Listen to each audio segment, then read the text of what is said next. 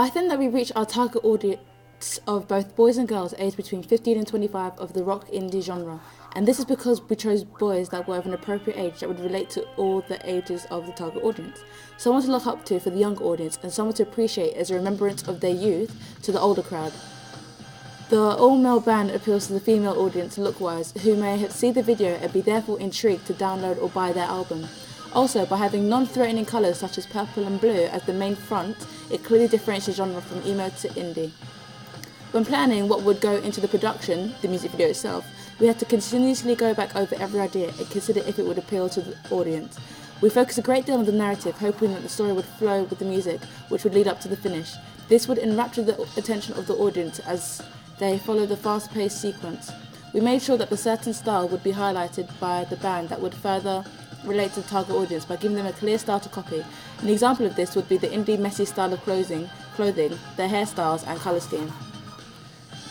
Using quotes from feedback, it was commented that the narrative was clear as well as the performance, which worked in sync with the music, showing that the audience didn't think it was all cheesy. The ages of the characters and the narrative were all within the target audience bracket, so they could perhaps relate to the ongoing theme and perhaps learn from it or remember past experiences without thinking it unrealistic.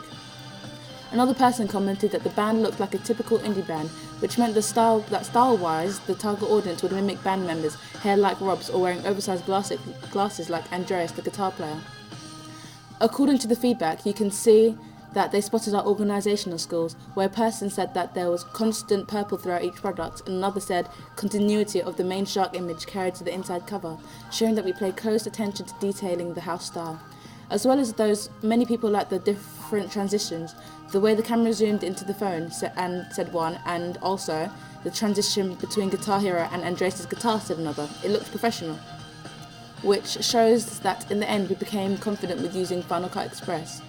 The main points that kept coming up as the most successful elements of our music video included 360-degree shot when the two characters are both arguing. The double ending engages us and lets us see new prospects, the way the performers became characters, and the continuous colouring. The main point that could be improved was the double ending. Some people found it unclear and suggested that we should have maybe added more shots to make it understandable. That time had been reversed and the slowed down car was an indication of what could have been. Also, it was suggested that the X at the back of the DVD cover was too big, and though it fit in with our iconography, it came at the expense of pictures that were too small. Lastly, that the band shots should be put on the disc, though others said it looked fine because they were on the adjacent page.